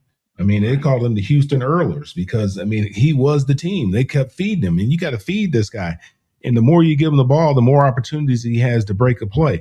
And as far as his stance, he's got the same stance as Jahmyr Gibbs. Jahmyr Gibbs does the same thing, stands straight up, and, it hasn't bothered him. Why would you mess with that? Leave the guy alone, man. It's worked for him. You know, leave him alone. I mean, you've never played the position, Chip. I mean, I know he was a quarterback, but he never played tailback or anything like that. Leave the guy alone. You know, plus he's short. You know, maybe he's trying to see over the lineman so he can, you know, see where he's trying to go. Read the defenses. Maybe that's why he's standing up high and not trying to hide behind the big offensive lineman. You know, leave the kid alone. Okay, Marvin. Yeah, I think Jeremy kind of alluded to it. You know, Chip Kelly never really adjusted from going from college to pro, and just what your approach is and how you deal with young men versus dealing with men. And there is a difference, you know what I'm saying? And, you know, you have to approach it differently. You talk to him differently and you respect him differently and you have different type of conversations to a degree. So, you know, that I think he failed in that. I think Mel's also right. You mean load management? This is a young stud. Right. You give that boy the ball as much as you can. He's in his first year in the NFL. At Boise State, he got the ball 50 times a game. He don't look. He's not wearing down. This is what you drafted him in the top 10 for. So, you know, I think there's a disconnect with Chip Kelly in these players. I think communication is everything, and it's shocking that a guy like Pete Carroll, with his energy, saw value in Chip Kelly and his approach. Right. I think they're opposite and just different in so many ways. So it doesn't surprise him he's out. Yeah, and in this business, they like Ben said, they pay you to leave. $6 million, wow, per year. And that's, I don't know how many years is that. I don't know, but yeah. It's 1 year with assistants. They only get that 1 year of the contract. It's the coordinators that their contract can be stretched out. Gotcha. You're still probably getting paid from UCLA. Yeah, no, exactly. He reminds me of Willie Taggart. Wherever he goes, he gets a paycheck. I'll tell you, give me Willie Taggart's agent. American way. Yeah, I'll tell you what. All right, Tom, you got the last word on this before I finish this. The only thing I'll say about Chip Kelly, I find another occupation because the way your last many coaching stops, it's time for you to change occupation. Tommy, you can have the last word, and we'll try to get to one or two more topics. Go ahead, Tommy. Chip Kelly's a bad guy, and he was always a bad guy. Even when he was on top of the world in Oregon, he's running some scheme with a recruiting guy down in Texas. He was always popping off to reporters for just simple little questions. And that's when he was winning. So if you look at his jobs, none of them ended well. So right. He's just a bad guy. Yeah, he really is. Chip Kelly, find work somewhere else. Coaching has had enough of you. All right, rapid fire again. Abdul Carter was benched for the first drive of the game for falling asleep, missing a team meeting. Obviously, Brian Dable would have let it slide, but Mike Kafka was not having anything to do with it, Jeremy. What are your thoughts about good old Mr. Abdul Carter? Whether he fell asleep or not is the question. They asked him about it. He said they're lying. They're just doing this or whatever. He evidently did something during the meeting where he wasn't paying attention, whether he had his head down looking at his phone, playing a game, whatever. He made a mistake, and he deserved what he got as far as I'm concerned. There's got to be the young guys coming out of college that are used to being a little bit more catered because they got their NIL money and got catered to. It's different in the NFL. You're there for a paycheck, and at those meetings, those team meetings are important. Great stuff, Jeremy. Candy? There has to be consequences for your actions when you're doing something you're not supposed to be doing. If you fell asleep during a meeting, that's uncalled for, and you need to be held accountable. And that's part of the problem with today's society is too many people don't hold these kids accountable for their actions. So kudos to them for doing that. I hope he learns from the consequences here. Well, that's funny. We always fell asleep in the meetings, boy. We'd be in the back row, head. That's why y'all was losing all the games, man. This wasn't at UCLA. This was at the Rams, and we went to the NFC Championship game. So we always, the running backs, man, we were always knocked out. Running backs, wide receivers, we were always, the quarterbacks would be up there in the front. They were the only ones awake. Everybody else was asleep during those meetings. Man. Lights are off. That heat was up a little high. And, it was a long day. But yeah, I mean, you gotta hold these guys accountable. I thought it was he showed up late or something like that. I didn't know he fell asleep. I can't, that's the pot calling the kettle black. I really can't fault the guy if he fell asleep. I know every day I fell asleep. I mean, we'd hang out all night and say, I'll catch a nap in the meeting. So I don't know. Yeah, one running back defending another. Okay, go figure. Okay, go ahead, Marvin. I would have been terrified to fall asleep in a Mike Dicker meeting. I would have been out. Listen, in my only experience with him was as a rookie, but I had so much respect for him. I mean, I couldn't imagine doing that. With that said, players did. I didn't. You know what I'm saying? With these young boys, you got to keep them in line. You do. You got to keep them in line. These guys, they used to having money. They used to being treated a certain way. And it's the NFL. It's not college. So, there's a professional aspect to this that's, there's a standard at an even higher level. So, no, the team was right for getting on him for that. All right, Tom, you have the last word. One thing we're going to do for the Sunday edition of Inside the Pigskin is this. Miami Hurricanes. Well, I know. I'm going to get to Tommy in a minute. I just want to preview Saturday. As we'll talk about the Miami Hurricanes defeating the Irish and Notre Dame declining the bowl bid. We'll get into more details. Tommy, you have the last word on this. So we're going to go rapid fire for the last three NFL topics, and everybody hopefully will have a chance to promote themselves. Go ahead, Tommy. Well, it makes me think of the old Jimmy Johnson story when the Cowboys were big, and he cut a backup player who fell asleep in practice, or not in practice, in a meeting, and he was talking about accountability and all that, and got rid of him. And one of the reporters asked him, what if Troy Aikman fell asleep? And Jimmy Johnson said, well, I'd say, Troy, wake up. So just that's what it reminded of me of. Yeah, different rules for different players. This isn't the first Abdul Carter story. It makes you wonder where his focus is. And this is the guy that wanted Lawrence Taylor's number. Yeah. How long of a career is he going to have? He doesn't seem to have much focus. He doesn't have very many sacks. I mean, it's been a rough year for him. The only thing I'll say about this is this. I have to confess, when I was at the University of South Florida, I had a professor by the name of Colonel K who wrote 5 books. He caught me falling asleep because his lectures were so boring. He deliberately called on me to make sure I wouldn't fall asleep. Luckily, we only met once a week anyways, and I used to be inside of his conference room and ended up doing well with the guy. But I get it. But this guy was boring, but he wrote 5 books, the most intimidating professor I ever had. I rapid fire on a couple NFL topics. Everybody will have a chance to promote themselves. I wanted to make sure we got that in. We'll talk about the Canes and the Irish, Marvin and Mel and Candy and myself on Saturday. Tommy, obviously, you can come on anytime you want, but this is an early morning show. And Jeremy, obviously, you will bring it up at a later date as well. So with that said, rapid fire on the NFL topics. The Chiefs' 9-year run to division championship was over with their 6-7. They lost to Houston, Texas. Real quickly, Jeremy, your thoughts about the Chiefs' 9-year run being over? Down with the Chiefs. The Red Kingdom is falling. Down with the Chiefs. Patrick Mahomes, he's a great player. He's able to do a lot, but when the guys around him start failing, and they allow that defense to get on him the way that Texas defense did in the second half, it's going to make his life very hard. The only thing I'll say is Travis Kelce. This isn't the way you want to retire, but evidently that's how it's going to turn out. Candy? I would say this year more than most, you've seen more parity in the league, and you've seen any given Sunday, any given team win. Their team, who would have thought Carolina would be up where they are? Who would have thought the Patriots would have the record that they have? The Broncos have the record that they have. I think that, like I said, there's more parity. And, everybody's gunning for the Chiefs. That was one of the Chiefs and the Eagles. Those are the 2 teams that everybody's gunning for and everybody's playing their best at. So part of it is everybody's playing their best against the Chiefs. Okay, Mel, rapid fire. Yeah, it reminds me of that old Johnny Mathis song, Too Much, Too Little, Too Late. He said, yes, it's over. Call it a day. Sorry that it had to end this way. No reason to pretend we knew it had to end someday this way. All good things must come to an end, right?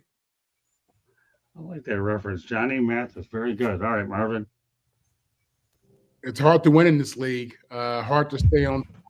And they had a hell of a run. They did. But, it's super competitive, as Candy said. So They're done for now until they figure out how to rebuild that roster. Tommy? Yeah, dynasties come to an end. Steelers went through some tough times after their 4 Super Bowls. So that's just life in the NFL. Next topic, Baltimore Ravens 6-7 under Lamar Jackson. Who would have imagined this? Jeremy, real quickly, what are your thoughts about Lamar Jackson?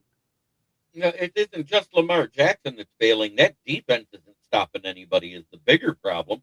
Roquan Smith was given $100 million to go out there and be a statue letting running backs run by him. That's not a good look.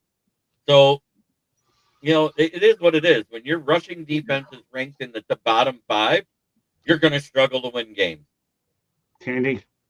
They've had some injuries and stuff like that that's not helped them. And again, more parity in the league this year.